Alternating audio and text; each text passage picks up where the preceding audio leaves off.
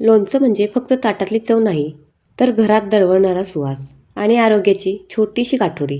आज मी दाखवणार आहे कुकर न वापरता कच्च्या आवळ्याचं लोणचं, ज्याचा एक घास घेतला की भूकही वाढेल आणि शरीराला ताकदही मिळेल.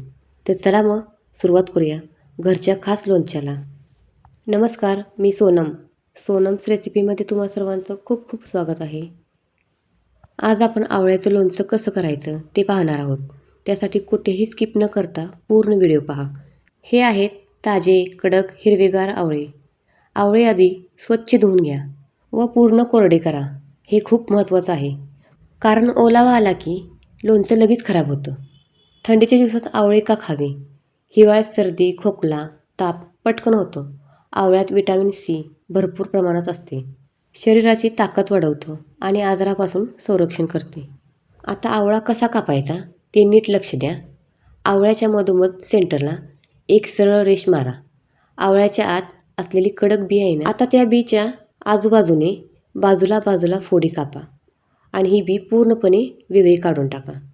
बी काढणं खूप महत्त्वाचं आहे, कारण बी राहिली तर लोणचं मुरायला वेळ लागतो आणि खाताना त्रास होतो. फोडी पातळ ठेवा, म्हणजे मसाला छान मुरतो आणि आवळा लवकर मऊ होतो. तर इथे तुम्ही पाहू शकताय, मी छोटे छोटे काप करत आहे पातळ असे. तर इथे सर्व आवळ्यांचे मी असे लहान लहान काप करून घेतले आहेत. जर तुम्हाला लहान करायचे असतील यापेक्षा तरीही चालेल, तर मी मोठे मोठे जरा केलेले आहेत काप. एक लक्षात ठेवा, जास्त जाड पण काप नाही कापायचे, याप्रमाणे बारीक असे पातळ कापायचे. आता येतो लोणच्याचा आत्मा, मसाला. तयार आवळा लोणच्याचा मसाला. तरी ते मी कैरीचे लोणचे असा हा मसाला पाकिट घेतलेला आहे. जर तुमच्याकडे दुसरं कुठले पॅकेट असेल लोणच्याचं तर तुम्ही ते पण घेऊ शकता. हळद चिमूटभर, रंग छान येतो, आणि मीठ मुरण्यासाठी आणि टिकण्यासाठी. तरी ते मी आवळ्याचे काप केलेले ते घेतले आहेत एका बाउलमध्ये. आता आवळ्यांच्या फोडीवर मसाला अलगद टाकते. हा मसाला टाकून झालं की त्यामध्ये आपण हळद आणि मीठ पण टाकूया. सर्दी खोकल्यासाठी गुणकारी. आवळा कफ कमी करतो, घसा स्वच्छ ठेवतो आणि छातीत साठलेला कफ हलका करतो. म्हणून थंडीत आवळा खाणं खूप उपयोगी. व पचन सुधारतो. थंडीमध्ये भूक वाढते पण पचन मंद होतं. आवळा पचनसंस्थेला चालना देतो. गॅस ॲसिडिटी कमी करतो. इथे मी चमच्याने हे मिक्स करून घेते. चमच्याने हे मिक्स होणार नाही, प्रत्येक फोडीला मसाला लागणार नाही. त्यासाठी आपण हाताने हळूहळू मिक्स करायचं, जसं घरातल्या गोष्टी प्रेमाने करतो तसं. प्रत्येक फोडीवर मसाला बसलाच पाहिजे, कारण हाच मसाला लोणच्याची खरी चव ठरवतो. हे मी हाताने मिक्स केले आहे, तर तुम्ही पाहू शकताय पूर्ण मसाला प्रत्येक फोडीला लागलेला आहे. अजून आपण ही मिक्स करून घेऊया, म्हणजे एखादी फोड जर राहिली असेल तर त्या पण फोडीला लागेल. तर पहा किती छान दिसत आहे ना. तुम्ही आवळ्याचं लोणचं घरी बनवता का? मला कमेंट करून आवर्जून कळवा. व तुम्ही कशा पद्धतीने बनवता, गोड का तिखट, हेही मला कळवा.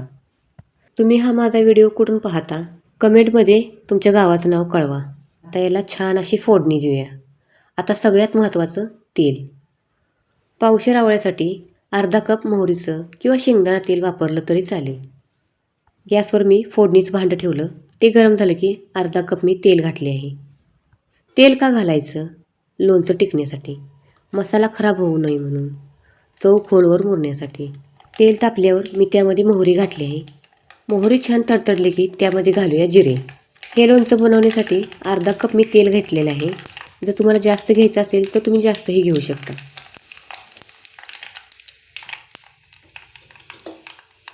फोडणी जास्त करपू देऊ नका. ही फोडणी कोमट झाल्यावरच लोणच्यात घाला आणि नीट मिसळा.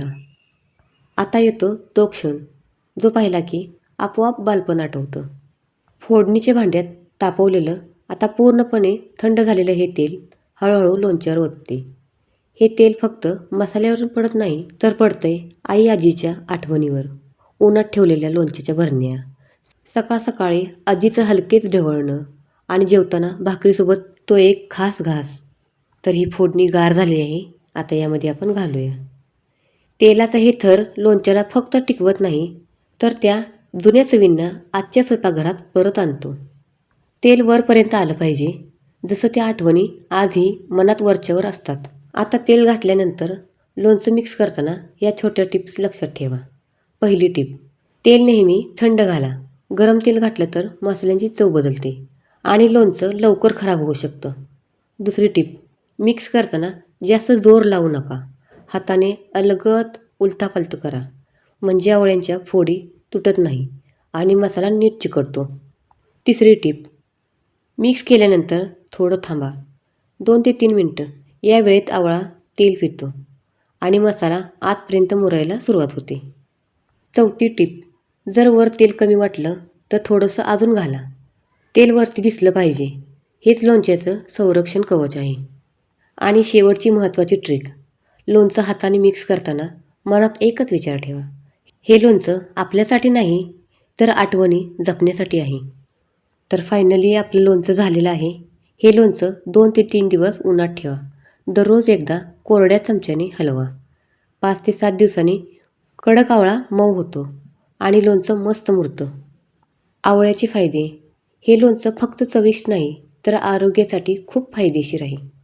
व्हिटॅमिन सी भरपूर, रोगप्रतिकारशक्ती वाढते, पचन सुधारतं, केस मजबूत होतात, त्वचेला तेज येतं, भूक वाढते.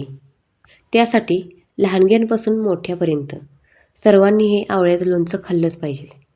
जर तुम्हाला तिखट नको असेल तर तुम्ही गोड पण बनवू शकता. आता आपण हे लोणचं बनवलं आहे ना, यामध्ये थोडासा गूळ खिसून घातला तरीही चालेल. तर इथे मी भरणी घेतलेली आहे चिनी मातीची. ती स्वच्छ अशी धुतलेली आहे आणि कोरडी केलेली आहे. हा तर मेन पॉईंट आहे. ज्यावेळी आपण भरणी धुतो ती पूर्णपणे कोरडी करायची, नाहीतर आपलं लोणचं खराब होईल. तर पहा, बघता बघता मी भरणी भरली पण. आता सगळ्यांना पडणारा एक महत्त्वाचा प्रश्न, हे लोणचं किती दिवस टिकेल? मी दाखवलेले या पद्धतीने, म्हणजे आवळे पूर्ण कोरडे, तेल थंड करून घातलेलं, नेहमी कोरड्या चमच्याने काढलेलं, तर हे आवळ्याचं लोणचं 3 ते 4 महिने सहज टिकतं. उन्हात 2 ते 3 दिवस ठेवलं तर चव अजून छान मुरते. आणि बरणीत ठेवून साध्या खोलीच्या तापमानातही लोणचं खराब होत नाही. फक्त एक लक्षात ठेवा, ओलावा आणि ओला चमचा हे लोणच्याचे सगळ्यात मोठे शत्रू आहेत. ही काळजी घेतली तर प्रत्येक घास शेवटपर्यंत तितकाच चविष्ट लागतो. घरचं लोणचं म्हणजे घरचं प्रेम आणि घरचं आरोग्य. ही रेसिपी आवडली असेल तर लाईक करा, कमेंट करा आणि हो, जास्तीत जास्त मैत्रिणींनी शेअर करा. आणि अशीच घरगुती रेसिपीसाठी सोनम्स रेसिपीला सबस्क्राईब करायला विसरू नका. पुन्हा भेटूया अजून एका खास रेसिपीसोबत. तोपर्यंत धन्यवाद.